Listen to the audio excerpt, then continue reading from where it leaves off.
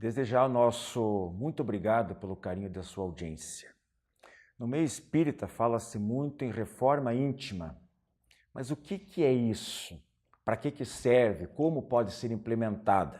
É o que nós veremos hoje, agora já no tema livre. Pergunta ao telespectador, vocês têm um livro dos espíritos ou o livro dos espíritas? Qual é o correto? Com vocês, a partir de agora, Diálogo Espírita.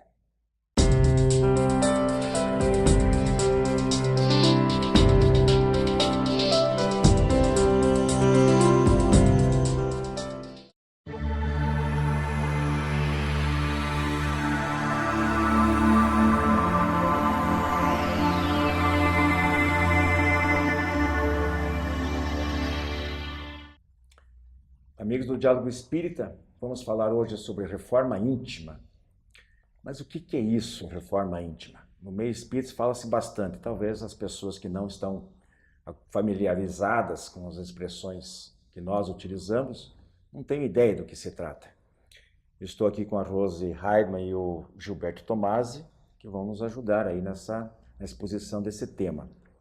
E eu passo direto para a Rose perguntando, então, fazendo de conta que eu sou um leigo, eu perguntaria, o que é isso? O que é a reforma íntima? Bom, o que nós temos, né, nas discussões espíritas a respeito do assunto?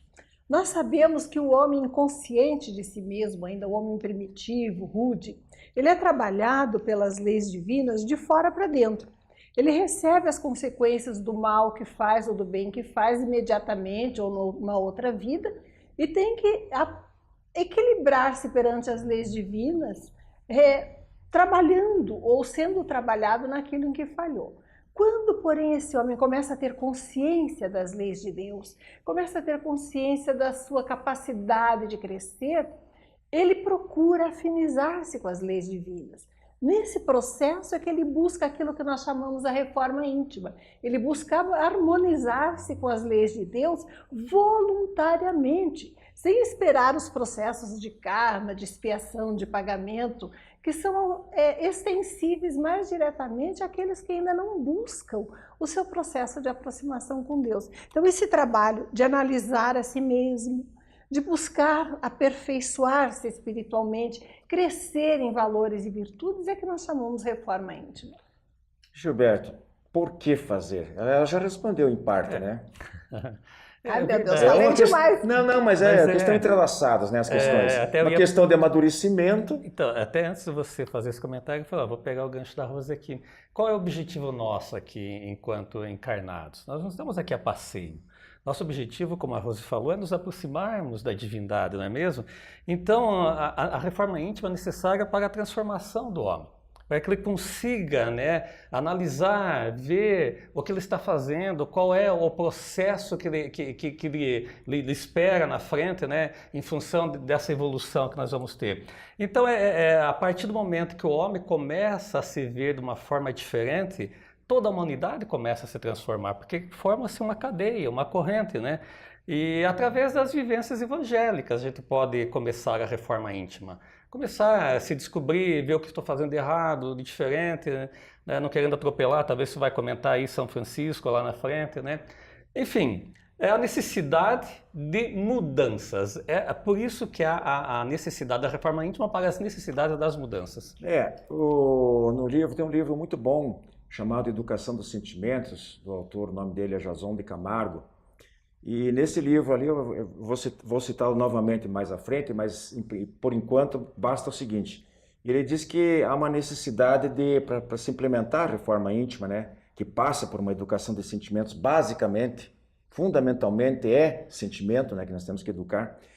E ele gradua o exercício da vontade em 4 estágios para a realização da reforma íntima. Primeiro, uma motivação. A pessoa tem que se sentir motivada, ainda que seja a tal da necessidade do calo que apertou, mas é uma motivação, né? A segunda é uma deliberação. Às vezes ele pensa, mas ele não coloca em prática. Ele tem que tomar uma decisão firme. Chega um momento que ele diz, eu não só preciso, eu sei que é bom, etc., mas que eu vou fazer, né? A terceira é um planejamento. e a quarta uma execução. Então são 4 estágios em que a Rose, vocês vão dar mais detalhes depois, mas que é fundamental, não é uma coisa aleatória, é uma coisa bem pensada, uma coisa planejada, como qualquer grande projeto de vida que a pessoa pode ter. Então, se nós dedicamos grande tempo para ganhar dinheiro, para se formar na faculdade, ou fazer uma carreira profissional, etc, etc, nós temos também que investir em nós mesmos, procurando fazer a coisa da melhor maneira possível, e passa por essas etapas. E eu, pegando aquilo que o Gilberto já ensinou ali, antecipou um pouquinho, realmente a autoconscientização da necessidade, né? Um reconhecimento, inclusive, Rose, né, da nossa inferioridade, porque a pessoa orgulhosa, ela acha que ela está sempre certa, né? Porque ela não precisa de nada. Não precisa de nada. Você né? não tem espaço para mudar se você não se conscientiza, não do seu desvalor, porque nós somos valiosos perante Deus que nos criou, mas se você não se conscientiza que você tem pontos em que você pode crescer. Você não sente a necessidade, não tem espaço para isso, você não muda. Ou aperfeiçoar aquilo que já sabe, então, né? Também. Então, e o segundo ponto é o autoconhecimento, né? Primeiro, uma conscientização, é a motivação. E aí o autoconhecimento, porque nós vamos mexer no quê? O que está errado na nossa casa, né?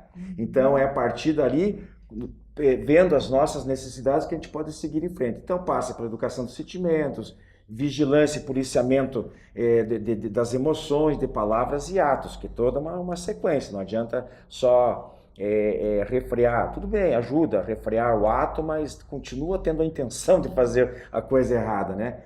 A Dora Encontre, que é uma pedagoga espírita, muito respeitável, ela diz, tem um certo momento, ela disse o seguinte, de um livro, eu acho: educar moralmente é despertar a consciência, estimular sentimentos fraternos, solidários e não violentos, conquistar uma vontade livre, achar na alma o que ela tem de melhor e deixá-la fazer a si mesma. Isso não precisa ser um processo de automutilação, nem de violência.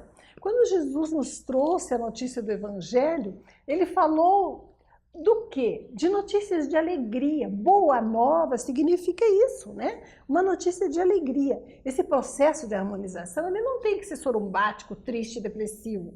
Pelo contrário, é um processo de crescimento feliz, alegre, de busca de harmonização com valores permanentes. Ele é um processo até natural, naquele que sabe que a vida terrena é transitória, que a gente reencarna para enfrentar desafios e problemas, mas para crescer, para tornar-se mais completo, mais pleno, conquistando sabedoria, alegria, amor, aqui na Terra mesmo. Gilberto, na revista Veja, né? Eu fico fazendo propaganda de graça, mas a gente é obrigado a citar a fonte. Olha aí que tem patrocínio por trás, hein? A gente não está sabendo. Mas é uma edição antiga, de 2003, e onde eles relatam uma matéria, já saiu muitas matérias em outros veículos constantemente, e há uma repetição de estudos que comprovam mais uma vez aquilo que... Só que eu recortei exatamente essa e não qualquer outra. Pensamentos e sentimentos negativos contribuem para o surgimento de moléstias e atrapalham o restabelecimento de doentes. Rancor, hostilidade, ressentimento e angústia podem estar na origem de distúrbios cardíacos, hipertensão, depressão, ansiedade, insônia, enxaqueca e infertilidade, e debilita o sistema imunológico. Então, Gilberto, vê-se, aí talvez seja a motivação, né? E tem um detalhe, só que eu queria que você juntasse aí, que a gente fala no Centro Espírita muito que se a pessoa não chega ao Espiritismo ou ao Centro Espírita pelo amor, ele chega pela dor. Então, aí é pela dor, né? Mas poderia ser pelo amor, para aquela motivação sem passar por esse processo, até a Rosa falou. Da busca da harmonia, né? Isso. Aliás, o processo todo é esse, né? Chegarmos às nossas atitudes, todas elas quais sejam pelo amor. Mas ainda nós vivemos nesse mundo de prova e expiação que é pela dor, é pelo sofrimento. Porque a gente não assumiu o processo assumiu, exatamente. Pensamento. Mas é aquilo que você falou, Wilson. Mas é uma questão também de hábito, de exercício. né? Então, cada vez que você se sentir que você está com um rancor, com um ódio, com qualquer coisa que venha a trazer um malefício, não só para você, mas para as pessoas que estão à sua volta, já é um primeiro passo para você reconhecer que você precisa de mudanças.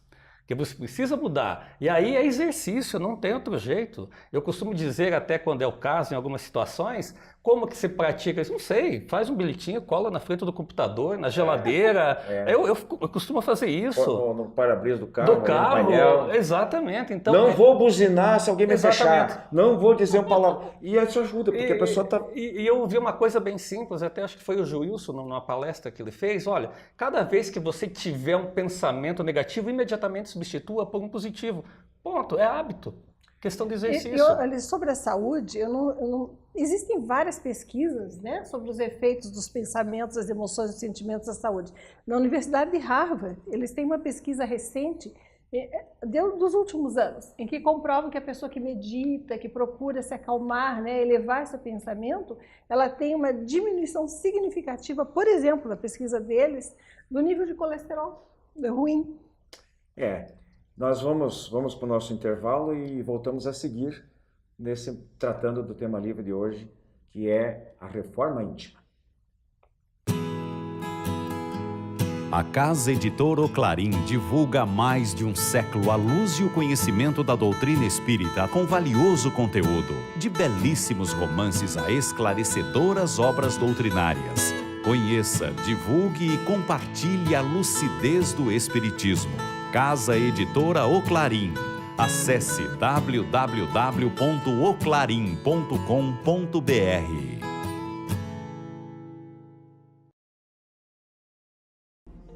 As encadernações da revista Ser Espírita, um acervo para o presente e para o futuro.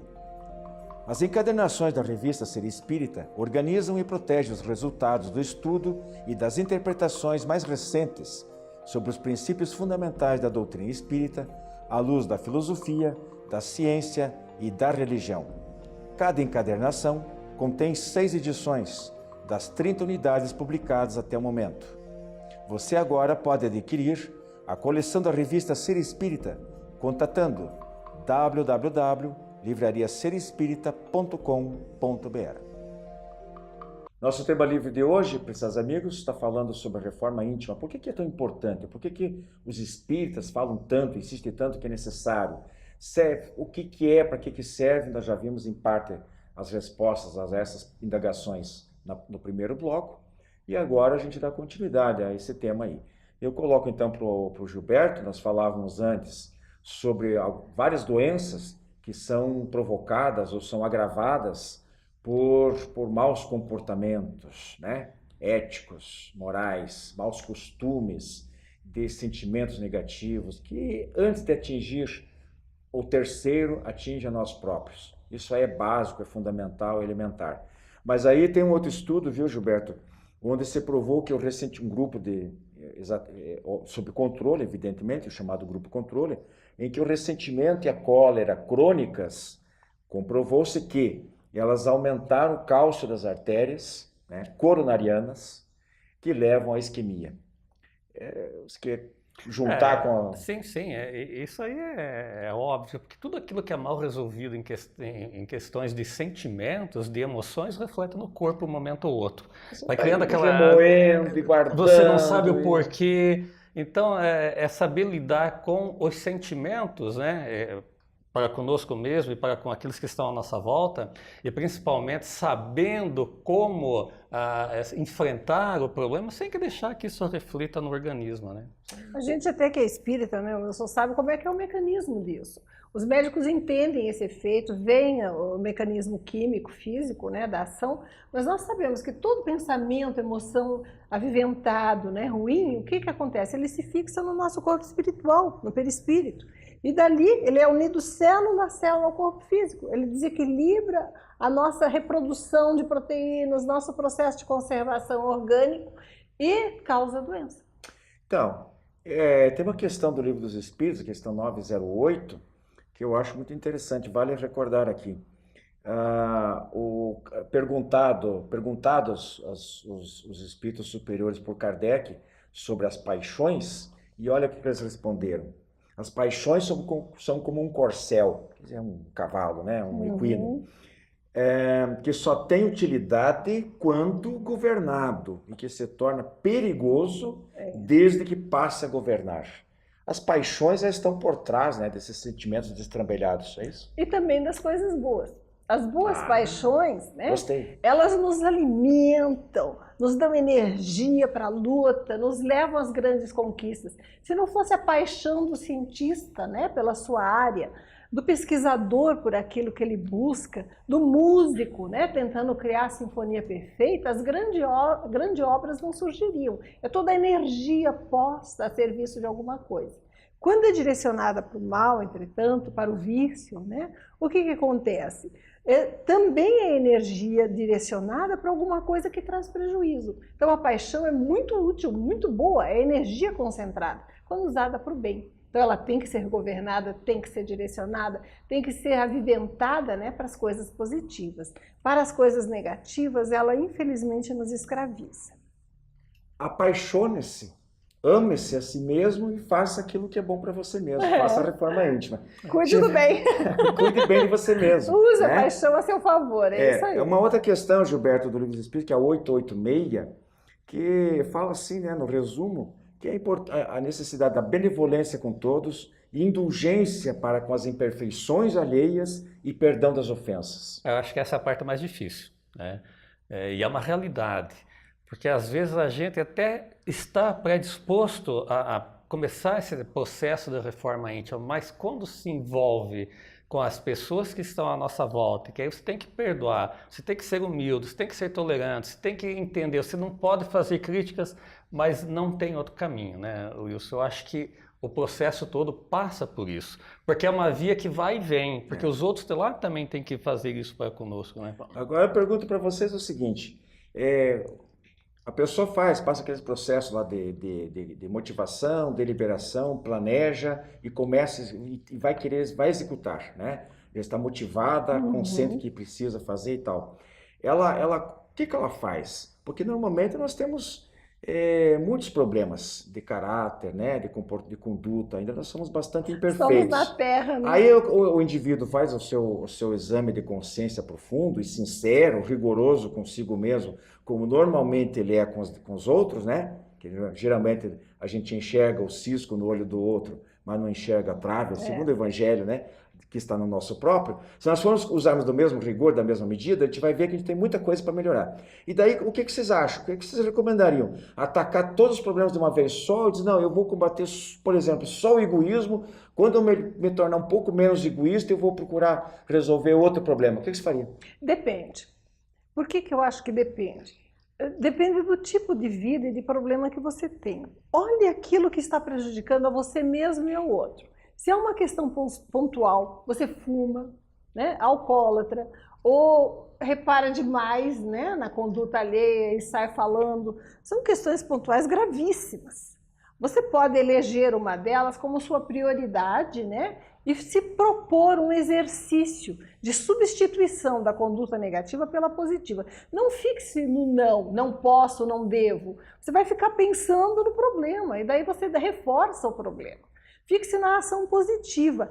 Eu devo e posso alimentar-me bem, né? Tomar bebidas que me façam bem e substituir a conduta negativa por uma positiva.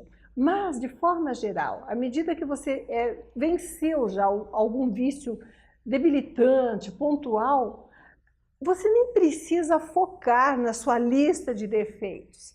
Qual é a grande proposta do Cristo para a humanidade? Aprender a amar. Então, vencer a si mesmo, sendo generoso, sendo altruísta, são propostas positivas que não focam no defeito, focam na solução, né? Que é buscar ser generoso, buscar ser altruísta e se propor a fazer o quê? Melhorar o mundo ao seu redor, servir com generosidade e com alegria. O processo de vida não precisa ser triste nem sombrio. Eleger condutas que sejam altruístas, porque o homem cresce, né, ao longo dos milênios do quê? Do egoísmo, que gera o orgulho e tudo mais, para o altruísmo. Se você elege o altruísmo, você combate todos os outros defeitos morais ao mesmo tempo. E a cada vitória, né, umas pequenas vitórias, fortalece. Ele se sente mais capaz de enfrentar batalhas maiores. Né? Começar falando é mais fácil, né? Imagino. Tá? E aí a gente chega de novo, lembrando, depende, né, da situação. Lembrando lá Paulo de Tarso, né, Gilberto, sobre o homem velho e o homem novo. O que dá para a gente aprender, juntar conectar aí? Então, mas esse homem novo, ele nasce necessariamente a partir do momento que nós começamos a fazer nossa reforma íntima. Quando a gente começa a esquecer o homem velho, os defeitos, né, as coisas erradas, os vícios, como a Rose colocou, e começar a administrar isso de uma forma diferente. Vendo que existe uma outra maneira bem melhor, uma maneira mais benéfica para que nós possamos, né, ir em frente e levar conosco com alegria, com bem-estar, né? E como eu falei, começar por aquilo que é mais fácil. Se eu não consigo dar conta de tudo aquilo que me envolve, que precisa ser mudado, vamos por partes, né? Eu pessoalmente tenho tentado fazer isso, né? O exemplo de Paulo é radical, ele se transformou com uma visão. Mas ele matava a gente, né? Exatamente. Mas ninguém espera que é um processo de santificação de um momento para outro. Agora, para encerrar a sua participação, Rose, assim... Já tem que ficar quieta depois. Tenta em um minuto dar um exemplo prático. Né? Reforma íntima. Para mim, por exemplo, eu tive uma pessoa que me caluniou, perseguiu, prejudicou o que pôde no serviço. E eu sabia, né? Ela usava do seu poder e de influência para prejudicar, não só a mim, mas a outras pessoas. No meu caso, perdoar ficou difícil. Eu não queria o mal, tive oportunidade, fiz o bem para a pessoa, mas eu conservei a mágoa e aquilo me envenenava. Então foi meu projeto de vida durante 3 anos, né? Todas as noites orar por aquela pessoa, imaginá-la numa situação de fragilidade, de necessidade, até que aquela sombra diluiu. Eu podia olhar a pessoa nos olhos e não passava mal mais. Eu me libertei. Ela continuou do mesmo jeito, mas eu me libertei. Muito bonito. Então, foi um casinho pontual, né? Mas aquilo trazia o quê? Doença para mim, porque eu me angustiava. Sim, é o resumo de tudo aí. Então, vejam, gente, que dificuldades todos nós temos, né? Nossos problemas. Cada uma coisa. E estamos aqui para fazer esse aprendizado. Não é de graça que nós estamos aqui na Terra, né? A gente sempre fala, olha, a vida material é legal, precisa de trabalho, de dinheiro, não sei o quê, mas a nossa prioridade deve ser o mundo espiritual. Então agora eu só vivendo bem aqui, com alegria. É a partir daqui. Até porque a vida é uma só. Lá ou aqui apenas fases diferentes, como a lua, né? As faces da lua, uma escura, outra clara, mas é sempre a mesma lua. Bom, vou encerrar aqui com o pensamento do poeta e dramaturgo Bertolt Brecht. Há homens que trabalham um dia e são bons. Há aqueles que lutam muitos anos e são muito bons. Mas há os que lutam toda a vida, esses são imprescindíveis. Olha. Quem sabe um dia a gente se torne também imprescindível. Quem sabe? É o objetivo, né? Abraço, gente. Até a próxima.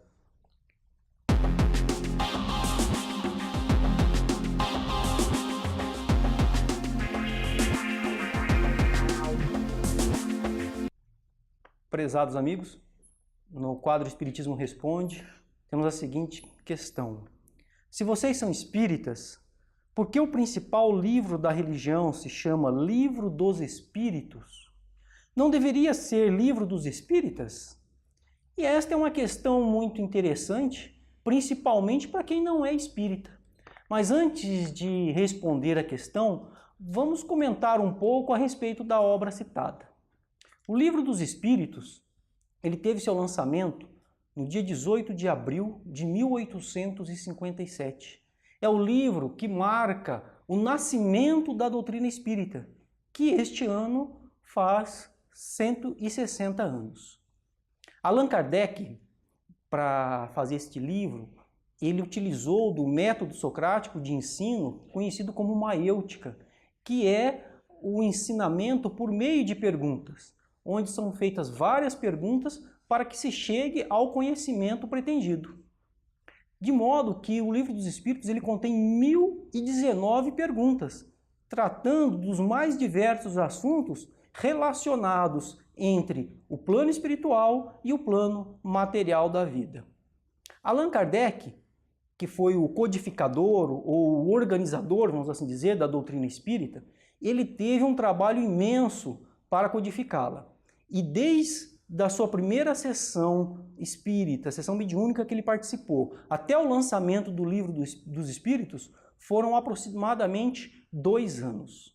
Allan Kardec, ele fazia a mesma pergunta várias vezes para espíritos diferentes, para vários espíritos para poder comparar as respostas. Ele também mandava cartas para vários médiuns espalhados pela França e depois ele pegava todas as respostas e procurava compará-las para ver se não tinha muita divergência entre uma questão e outra. Somente aí então ele ia consolidar a pergunta.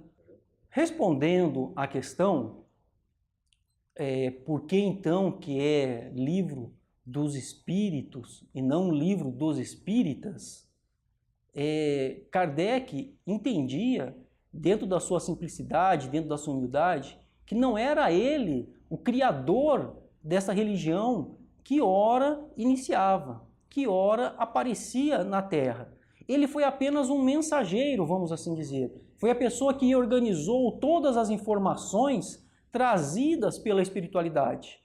Ele apenas organizou todas aquelas informações que os espíritos trouxeram a ele, tratando dos mais diversos assuntos que relacionam o plano espiritual com o plano material.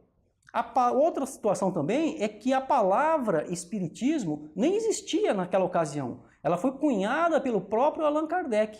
Então, por isso é chamado de Livro dos Espíritos, porque foram eles quem trouxeram todas as informações a respeito do lado espiritual da vida. De forma que, se você ainda não leu o Livro dos Espíritos, procure encontrá-lo numa livraria ou numa casa espírita próximo à sua residência, você pode até emprestá-lo e leia. É um livro que vai te trazer muita informação a respeito da mediunidade, a respeito da natureza dos espíritos, a respeito das leis naturais, das leis de causa e efeito, e você então terá uma gama muito grande de informações a respeito do plano espiritual, de como que funciona o lado espiritual da vida. É um livro também que traz, assim por meio de perguntas e respostas, ele te prende. E você lê a primeira questão, você vai lendo a segunda, a terceira, quando você vê, você já lê o livro inteiro. Então, traz uma leitura até agradável para nós. Procure este livro, continue mandando as suas perguntas para o programa, no e-mail que aparece aí embaixo, e elas serão respondidas nos programas subsequentes. Muito obrigado, muita paz a todos. Clube do Livro Espírita de Curitiba. Mais de 2 décadas consolando corações, iluminando consciências. Associe-se e tenha o melhor da literatura espírita em sua casa. Descontos de até 60% no preço de capa e no primeiro ano ainda ganha uma assinatura grátis do jornal Comunicação Espírita. Acesse também a nossa fanpage no Facebook da AD Paraná. Associe-se agora e contribua para a manutenção deste programa.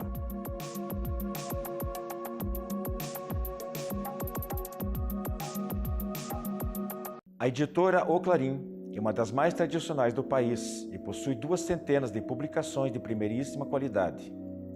Um de seus mais recentes lançamentos é o romance A Paranormal, de Gisette Marques.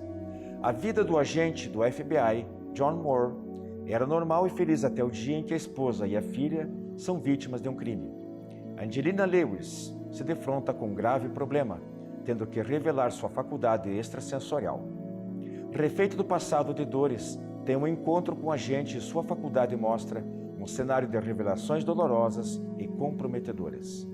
Pedidos pelo e-mail oclarim@oclarim.com.br, o telefone 16 33 82 1066 ou através do Clube do Livro Espírita Curitiba, pelo e-mail adpr@adpr.org.br.